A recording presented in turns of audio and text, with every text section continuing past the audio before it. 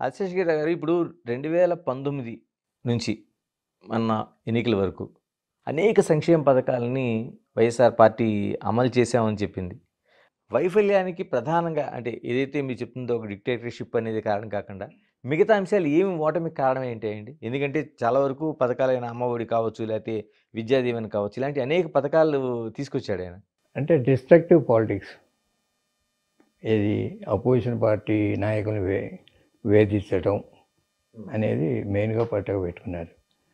లేకపోతే ఈ ఎమ్మెల్యేలు గానీ, మంత్రులు గానీ రోజు అదే రకంగా ఏదో అపోజిషన్ పార్టీ నాయకుల్ని తిడతాం, బూతులు తిడతాం. అది తప్ప ఈ 4, 5 ఏళ్లలో వాళ్ళు చేసిన సంక్షేమ కార్యక్రమాలు జనంలో చెప్పుకోలేకపోయారు. చెప్పుకునేది ఏంటి ఎంతసేపు చంద్రబాబు నాయుడు గారినో, వాళ్ళ కుటుంబాన్నో, లేకపోతే అపోజిషన్ నాయకులనో రోజు తిట్టడం. ఏ టీవీలో చూసినా, ఏ పేపర్ చూసినా అయ్యే జనంలోకి వెళ్తున్నాయి. చేసిన కార్యక్రమాలు చెప్పుకుంది లేదు. ఏదో పెన్షన్ ఇచ్చారు. పెన్షన్ ఇచ్చింది ఎప్పుడో స్టార్ట్ అయిన ఫంక్షను చంద్రబాబు నాయుడు గారు ఉండగానే 2000 చేశారు. 2000 చేసింది 3000 చేయడానికి 5 ఏళ్ళు తీసుకున్నారు. దాంట్లో ఏంటంటే వీళ్ళు విలేజ్ వ్యవస్థ బాగా చేశారు. అదే వాలంటీర్ వ్యవస్థ నుండి విలేజ్ సెక్రటేరియట్ అవన్నీ వాటికి బిల్డింగ్లు కట్టారు, కొన్ని చేశారు. వాలంటీర్ ద్వారా ఇంటింటికి పెన్షన్దారుడికి తీసుకెళ్ళి ఇచ్చారు. అట్లాంటి కార్యక్రమాలు కొన్ని బాగానే చేశారు. ఈ చెప్పుకునే ఎక్కడ చెప్పుకోలేకపోయారు చేసిన కార్యక్రమాలు. సంక్షేమ కార్యక్రమం ఒకటే సరిపోదు. ఎప్పుడైనా సంక్షేమంతో పాటు డెవలప్మెంట్ కూడా ఉండాలి. ఓకే. డెవలప్మెంట్ కూడా కొన్ని ప్రారంభించారు, కానీ అవి కూడా ఏది పోర్ట్లు కొన్ని చేశారు, అయితే మెడికల్ కాలేజీలు కొన్ని ప్రారంభించి కడతాం మొదలెట్టారు. కొన్ని కార్యక్రమాలు చేస్తున్నారు, వాటికి ప్రచారం లేదు. కాకపోతే మనకు రోజు కంటికి కనిపించే ఇంటి ముందు రోడ్డు సరిలేదు, లేకపోతే డ్రైన్ సరిలేదు, లేకపోతే పోలవరం అవ్వలేదు, లేకపోతే రోజు 3 రాజధానులు అని చెప్పడమే తప్ప దానికి ముందుకెళ్ళింది లేదు. 3 రాజధానులు కాదు 30 రాజధానులు కట్టినా అమరావతి కూడా ఒక రాజధానే కదా. వాళ్ళు చెప్పే దాంట్లో కరెక్టే. దానికి ఏం చేసావు? 3 రాజధానులు అని చెప్తున్నావు. 3 రాజధానులు కాదు 30 కట్టు. అవును. ఆ 30లో కూడా ఒకటి ఉంటుందిగా ఈ అమరావతి అనేది. కరెక్టే.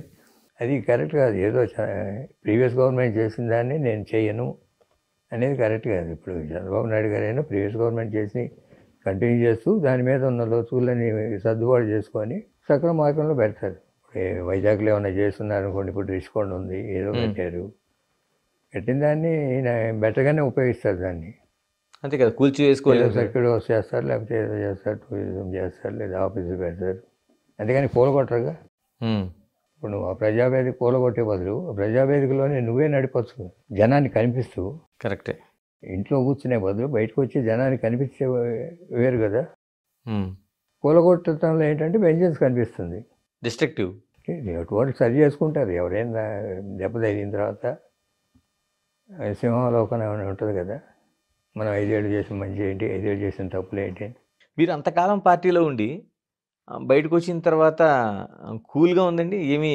ఎందుకంటే చాలా వరకు మీరు అన్నట్టు అనేక కేసులు చూసాం. ఇవన్నీ అవన్నీ ఓటమికి మీరు చెప్పినాడు, అది కూడా ఒక కారణం ఆ పార్టీలో. మిమ్మల్ని కూల్గా ఉంచారండి ఏమైనా? నాతో ఏం లేవు.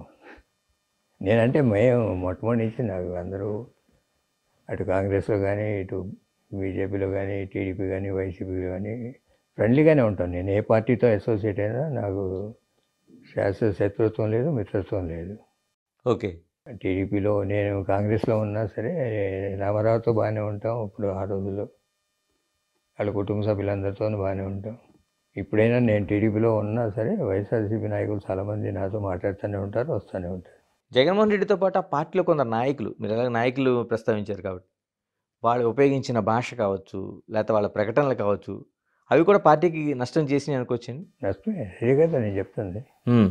వాళ్ళు కాన్సన్ట్రేషన్ అంతా చేసింది చెప్పుకోవడానికి ఉపయోగించుకోకుండా ఇట్లాంటి డీవియేషన్ వల్ల చాలా నష్టపోయారు. యువతలో వాళ్ళని తిట్టడానికి ఆ కార్యక్రమం అంతా పెట్టుకున్నారు. వాళ్ళ మీడియా సంస్థలు కానీ, వాళ్ళ సోషల్ మీడియా కానీ, నాయకులు కానీ, మంత్రులు కానీ దీని మీద పెట్టినంత ఫోకస్లో 10% కూడా అటు పెట్టుకో